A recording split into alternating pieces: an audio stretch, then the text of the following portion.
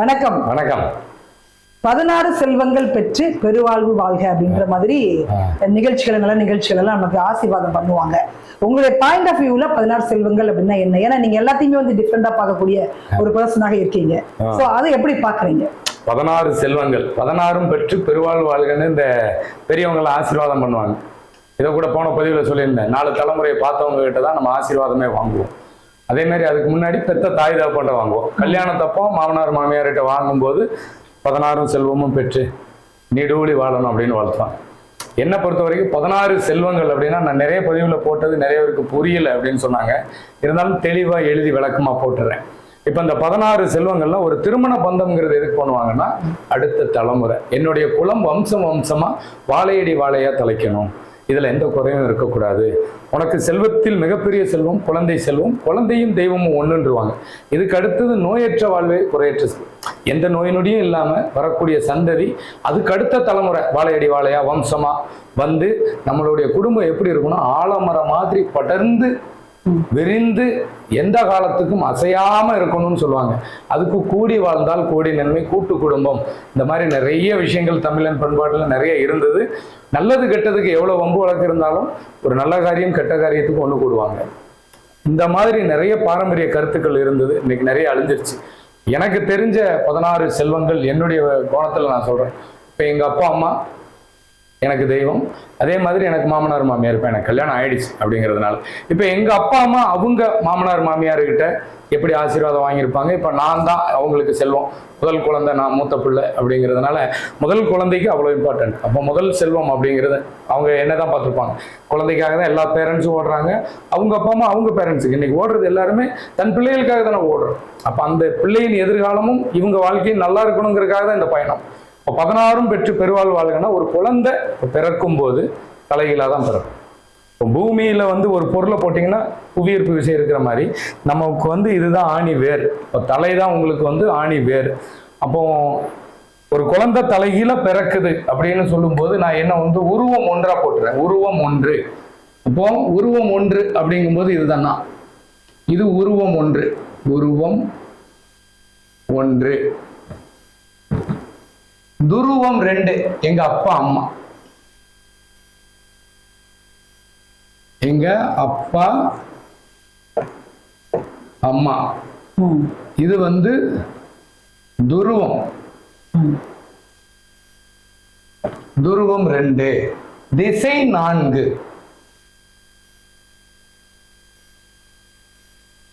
இது நான் தலைகளா இருக்கிறேன். இது எனக்கு வேறு மாதிரி. ஒரு ஆணி வேர் இருந்தா ஒரு செடியினுடைய உயிர் இருக்கும். சுத்தி இருக்கிற விழுதுகள் இருந்தாதான் அந்த மரம் சாயாம இருக்கும். அப்போ ஒரு செடிக்கு நோயோ நொடியோனாலும் அந்த மருந்து எங்க வைப்பாங்கன்னா வேருக்கு வைப்பாங்க. அப்போ திசை 4 அப்படின்னா அப்பா அம்மா துருவம், திசை 4 அவங்க அப்பா அம்மா. அப்பாவுடைய அப்பா, அப்பாவுடைய அம்மா, அம்மாவுடைய அப்பா, அம்மாவுடைய அம்மா.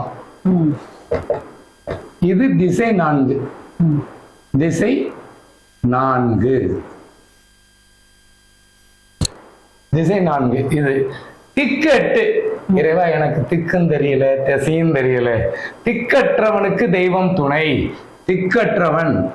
திக்கற்றவன் அப்படின்னா திக்கற்றவன். திக்கு பிளஸ் கற்றவன். திக்கற்றவன்னா திக்கை கற்றவன் அர்த்தம். அப்போ திக்கை கற்றவனுக்கு தெய்வம் துணை அப்படின்னா எங்க அப்பாவுடைய அப்பாவுக்கு அப்பா அம்மா, எங்க அப்பாவுடைய அம்மாவுக்கு அப்பா அம்மா, எங்க அம்மாவுடைய அப்பாவுக்கு அப்பா அம்மா, எங்க அம்மாவுடைய அம்மாவுக்கு அப்பா அம்மா. இப்போ எங்க அப்பா அம்மா எனக்கு இருக்கிறாங்க. இப்ப எங்க அப்பா அம்மா எனக்கு இருக்கிறாங்க. அப்ப எங்க அப்பா அம்மாவுக்கு இது யார் அப்படின்னா, அவங்க அப்பாவை பெற்றது 2, அம்மாவை பெற்றது 2, தாத்தா பாட்டு. எங்க அம்மா எனக்கு இருக்காங்க, அவங்களுக்கு அவங்க அப்பா அம்மா. இப்ப இங்க 8. இப்ப இதே இடத்துல மாமனார் மாமியார். இப்ப இந்த 8 எனக்கு என்னுடைய ஆணி வேறு, இந்த டிஎன்ஏ அத்தனையும் என் உடம்புல உயிரோட இருக்கும். இந்த குடும்பத்தினுடைய தலைமுறை அணுக்கள் என் உடம்புல உயிரோட இருக்கும். ஏன்னா இவங்களால இவங்க உருவானாங்க, இவங்களால இவங்க உருவானாங்க, இவங்களால இவங்க, இவங்களால இவங்க, இவங்க சேர்த்ததுதான் இவங்க. இப்போ ஒரு தாய் தந்தை இல்லாம ஒரு குழந்தை பிறக்காது. அப்போ இந்த அடிப்படை இல்லாம நான் இல்லை. அப்போ இந்த இதே மாதிரி என் மாமனார் மாமியாரை நான் போடுறேன், அவங்களுக்கு அதே மாதிரி இந்த 8 வந்துடுது. 16 பெற்றுனா இந்த 16 குடும்பத்தினுடைய டிஎன்ஏ என் குழந்தை. அப்போ 16 செல்வம் அப்படின்னா இந்த 16 செல்வங்கிறது என் உடம்புல இருக்கிற 16 குடும்பத்தினுடைய 7 தலைமுறை டிஎன்ஏ. அதனாலதான் எண்ணற்ற அணுக்கள், ஒவ்வொரு அணுக்களும் சிவம், ஒவ்வொரு அணுவும் உயிர். அப்போ இந்த பிறப்புக்கு இவங்க எந்த ஊர்ல பிறந்தாங்க, இவங்க எந்த ஊர்ல பிறந்தாங்க, இது 3வது தலைமுறை. நல்லா பாத்துங்க, 1 2 3. ஏன்னா அப்பா அம்மா இருக்காங்க, இது 3வது தலைமுறை. ஜாதகத்துல தந்தை அப்படின்னா தாத்தா, இதுதான் தந்தை வருது 4. அப்போ தாத்தா தான் உங்களுக்கு, தந்தைக்கு தந்தை தான் சூரியன், அப்போ தாத்தா தான் உங்களுக்கு அப்பா, இதுதான் தாத்தா பாட்டி. அப்போ தாத்தா சொத்து பேரனுக்குனாலே இந்த 8 தெரியணும். அப்போ இந்த 8 பேர் பிறந்த ஊர்ல, அதனாலதான் சொல்லுவான், டேய் அந்த ஊருக்கு நீ சாமி கும்பலனாலும் அந்த மண்ணை மிதிச்சுட்டு வாடா, உனக்கு நோய் நொடி எதுவும் வராது. பெரியவங்களை நீ மதிச்சு பேசிட்டு வா, உனக்கு எந்த ஒரு குறையும் வராது, அவங்க பார்வைப்பட்ட போதும், இப்படி சொல்லுவாங்க நம்ம முன்னோர்கள். நீ அந்த ஊருக்கு நல்லது. இப்போ எங்க அப்பா ஒரு ஃபங்க்ஷன் வைக்கிறாரு, இத்தனை குடும்பமும் வரும், இதுல எந்த குடும்பம் வரலையோ அது எங்க குடும்பத்துக்கு பகை. இப்ப மதியாதார் தலைவாசல் மிதியாது. இதுல எவன் வீட்டுல வரலையோ நாங்க அந்த வீட்டுக்கு போக மாட்டோம். நீங்க வந்து உரிமை கொண்டாட முடியாது, ஆனா கடமைக்கு வந்துட்டாவது போனோம். இப்ப நீங்க ஒரு ஃபங்க்ஷன் வைக்கிறீங்க, எங்க அப்பா போவார். இப்ப இதுல இது எங்க அம்மாவுக்கு, இது எங்க அம்மா, எங்க அம்மாவுக்கு இந்த வழியில பிறந்த அண்ணன் தம்பிலாம் தாய்மா. அப்போ எங்க அம்மாவுக்கு இது இருக்கிற மாதிரி பாட்டி இந்த சொத்து தான் மெயினுங்கிறான் ஜாதகத்துல. தாத்தா சொத்து பேரனுக்கு. இப்ப எங்க அப்பாவுக்கு தாத்தா சாமி என்ன ஆடுறேன். இப்ப இந்த 16 குடும்பத்துல ஒருத்தனுக்கு தீராத வியாதி இருக்கு, அது என் குழந்தைக்கோ எனக்கோ வராதுன்னு சொல்ல முடியாது. அதனாலதான் ஒரு பேரண்ட்ஸுக்கும், ஒரு பேரண்ட்ஸ்னா கணவன் மனைவிக்கு டெஸ்ட் எடுக்கிறாங்க, இந்த மாமனார் வழியில எது நோய் நொடி இருக்கா, இல்ல நல்ல பாசிட்டிவ் எனர்ஜி இருக்கா, எந்த அணுக்கள் இவனுக்கு வீக்கா இருக்கு நல்லா இருக்குன்னு பாக்குறதுக்கு தான் ஜோதிடம். அப்போ எல்லா குழந்தையும் எல்லா ராசியிலையும், ஒரு குடும்பத்திலே 4 பேருக்கு 4 ராசி இருக்கும். இதுல இந்த 16 குடும்பத்துல அவன் எந்த அணுக்கள்ல பிறந்திருக்கான் அந்த ராசி தான் அவனுக்கு வேலை செய்யும். ஒரே ராசியா இருக்கலாம், பலன் வேற, குணம் வேற, நிறம் வேற, ஒவ்வொன்றுமே வெவ்வேறு. அவன் ஒரு தொழில், அவனுடைய சிந்தனை எல்லாமே மாறுபடும். அப்ப ஜாதகங்கிறது சும்மா கிடையாது, தன்னுடைய குடும்பத்தினுடைய ஆணி வேறு. அப்போ 16 செல்வங்கள் தான் 16 குடும்பத்தினுடைய டிஎன்ஏ. அதனாலதான் இந்த 16 பேர் பிறந்த ஊருக்கு நீ போகும்போது ஒரு செல்போன் டவர் மாதிரி அந்த ஊருக்கு போகும்போது என் அணுக்கள் ஆக்டிவேட் ஆகும். இப்ப என் அணுக்கள் ஆக்டிவேட் இல்லை, இப்ப எனக்கு செவ்வாயின் கர்மாங்கிறீங்க, அப்ப எனக்கு சிவப்பணுக்கள் உற்பத்தி கம்மி. அப்ப நான் அந்த இடத்துக்கு போகும்போது அந்த அணுக்கள் ஆக்டிவேட் ஆகும்போது நான் அந்த உணவையோ அந்த ட்ரீட்மெண்ட்டையோ எடுக்கும்போது எனக்கு கேட்குது. அதனாலதான் பிறந்த இடத்துல எனக்கு இடம் விட்டு இடம் மாறினா எனக்கு வந்து ஏதாவது ஒண்ணு மாறுதுப்பா, ஒரு மாதிரி இருக்கு. எனக்கு நம்ம ஊர்ல அது பட்டிக்காடா இருந்தாலுமே நீங்க பிறந்த ஒரு குறை சொன்னா கோவம் வரும், அது அந்த உணர்வு. அப்போ இந்த 16 பேரும் பிறந்த ஊர் தான் நமக்கு செல்வம், உறவுகளே கடவுள், அதை உணர்த்துவது உணர்வு, அவங்க அணுக்கள். அப்போ இவங்க வாழ்ந்த இடத்துல இருக்கக்கூடிய அந்த இனம்.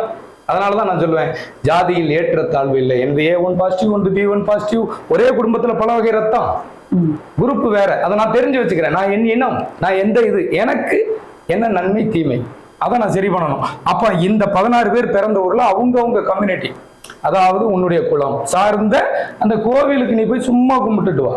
உனக்கு எந்த பிரச்சனை வந்தாலும், மழை பெய்யும் கொடையா இருப்பாங்க, வெயில் அடிக்கும் நிழலா இருப்பாங்க, பிரச்சனை வரும் அதை உன்னை கை கொடுத்து தூக்குற தோல் கொடுக்கிற தோழனா இருப்பாங்க. வரும் துன்பம் வந்த வழியே செல்லும். உனக்கு அதனால திக்கற்றவனுக்கு தெய்வம் துணை. நான் திக்க இந்த 8 திக்க கட்டுட்டானா அவன் இந்த உலகத்துல எங்க இருந்தாலும் ஜெயிப்பான். ஆனா இங்க போகாம விட்டுட்டான்னா, இங்க நிறைய பேருக்கு தெரியல, 3வது தலைமுறை தெரியல, அப்பா அம்மா பிறந்த ஊர் தெரிஞ்சு தாத்தா பாட்டி ஊரே இங்க 2வதே முக்குது. அப்போ இவன் எந்த கோயிலுக்கு போய் என்ன பரிகாரம் பண்ணி பழனிக்கே பால் காவடி எடுத்தாலும் அவன் பாவம் தீரல. ஏன்னா அவன் பூர்வீகம்ங்கிற புண்ணியம் 5ஆம் இடம் அவுட்டு. 5ஆம் இடம் ஸ்ட்ராங்கா இருந்தா தானே பாக்கியம் வரக்கூடிய அமைப்பு உனக்கு சரியா இருக்கும். 5 ஒர்க் அவுட் ஆனாதான் உனக்கு 9 வேலை செய்யும். 9 நல்லா இருந்தாதான் 10ஆம் இடங்கிற தொழில் நல்லா இருக்கும். அப்போ உன் கர்மாங்கிற 10ஆம் இடம் வேலை செய்ய ஆரம்பிச்சு. அப்போ இந்த கர்மாங்கிறதே இவங்களுக்கு தான் பண்ணுவ. விட்டதுதான் குறை, அது தொட்டா நிவர்த்தி ஆயிரும். அதனாலதான் விட்ட குறை தொட்ட குறை. அதாவது தீதும் நன்றும் பிறர் தர வாரா, செய் உன் வினை அகலும், செயற்பாட்டு வினையாக மாறும். வாழ்க்கையில நாம ஜெயிக்கணும்னா நம்ம பூர்வீகம், நம்மளுடைய பிறப்பிடம், நம்மளுடைய குலம், நம்மளுடைய கோத்திரம், நம்மளுடைய அடிப்படை, நாம வணங்கிய முறை, நம் உறவுகள் வாழ்ந்த இடத்தை ஒரு முறையாவது மிதிக்கணும். அப்பதான் இந்த புதன்னா மாமே, உங்களுக்கு இது சூரியன்னா தாத்தா, இப்படி எல்லாமே உறவுகளா தான் கொடுத்து வச்சிருக்கான். உனக்கு எந்த உறவு கெட்டுடுதோ அந்த உறுப்பு கெட்டுடும். அந்த உறுப்பு கெட்டுடுச்சுன்னா அது சார்ந்த விஷயங்கள் சமூகத்துல கெட்டுடுது. நீ இதை ஆக்டிவேட் பண்ணணும்னா இந்த ஊருக்கு போயிட்டு தான் புனித ஸ்தலங்களுக்கு போனா அது வேலை செய்யும். இல்லைன்னா செத்த நாய் மேல எத்தனை லாரி ஏறினா என்ன, செத்த பணத்துக்கு வைத்தியம் பண்ண மாதிரி செத்த அணுக்களுக்கு ட்ரீட்மெண்ட் பார்த்தா வேலை செய்யாது. இப்போ நான்லாம் சொல்லி இதெல்லாம் நடந்துருச்சுன்னா உங்களுக்கு மருத்துவர்கள் இருப்பாங்க, நோயாளிகள் குறைவா இருக்கும், அதுவும் தீரும். அதே மாதிரி ஜோதிடர் இருப்பாங்க, பார்க்க வேண்டிய தேவைகள் குறைவா இருக்கும். ஏன்னா உனக்கு நிறைய குறைவு இருக்காது. நிறைய பரிகாரம் செய்யறதுக்கு கோவில்கள் இருக்கும், உனக்கு அங்க பரிகாரம் செய்ய வேண்டிய வேலை இருக்காது. ஏன்னா எந்த குறைவும் இல்லை. ஒரு தாய்க்கு ஒரு குழந்தை பிறக்கும் போது அது அதாவது மோல்றது கழுவுதா, பேழ்றது கழுவுதா, இல்ல எதுவும் கடிச்சிருச்சான்னு ஒவ்வொரு அசைவையும் தாய் தான் கண்டுபிடிச்சு. அப்படி இருக்கும்போது உன்னை படைச்ச அந்த குடும்பத்தினுடைய ஒவ்வொரு அணுக்களையும் உணர்த்துவது இறை. அதனாலதான் நம் முன்னோர்களினுடைய வழிபாட்டு பேர் கிராம தேவதைகள்னு. அப்போ அந்த தேவதைகள் குடியிருக்கிற மண்ணை நீ மிதிக்கும் போதே தேவதைகளுடைய, உங்களுக்கே சொல்லி தேவதைகள் கொடுத்தா அள்ளி கொடுக்கும். அப்ப இந்த 8ம் அந்த மாமனார் வழி திருமணமான பாக்கியம்ங்கிற அந்த 8ம் சரியா அமைஞ்சா 16 செல்வங்களும் சிறப்பாகவும் சீராகவும் அமையும்.